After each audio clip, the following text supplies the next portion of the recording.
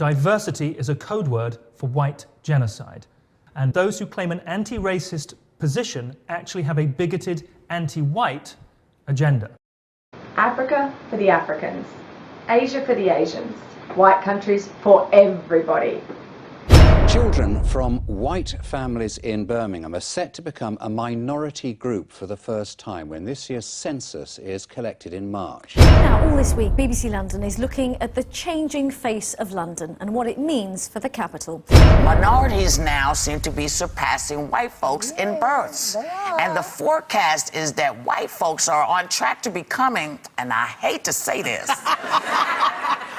the minority in America. That I term to be genocide.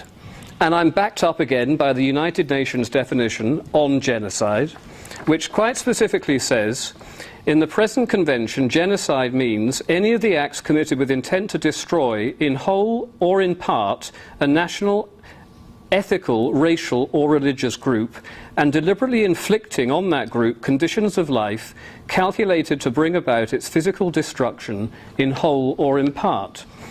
To be genocide.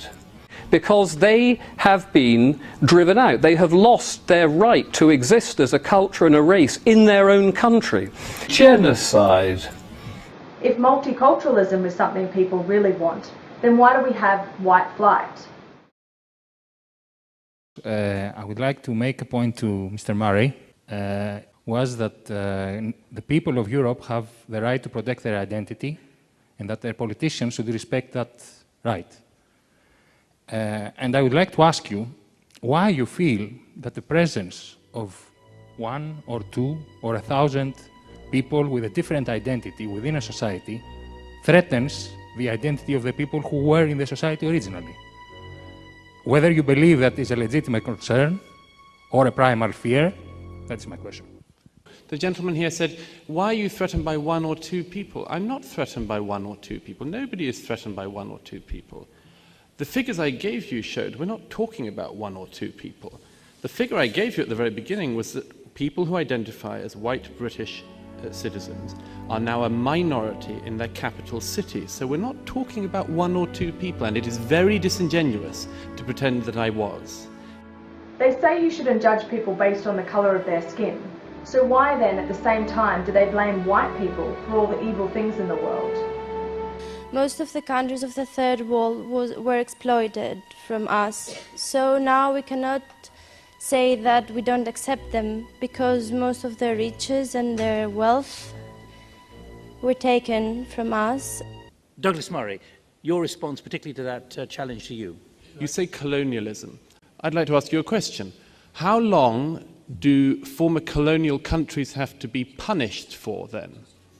How long do we have to have our identity erased for?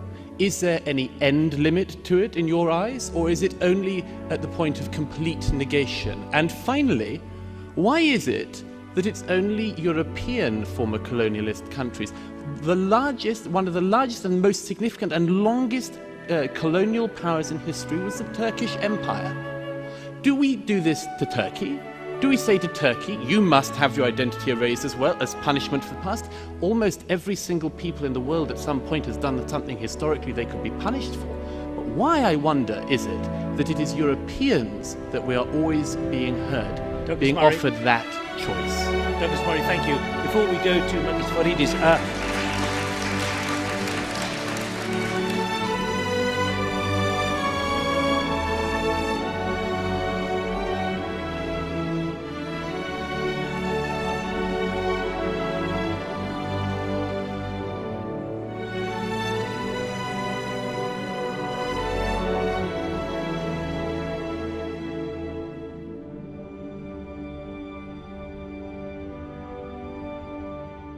Anti-racist is a code word for anti-white.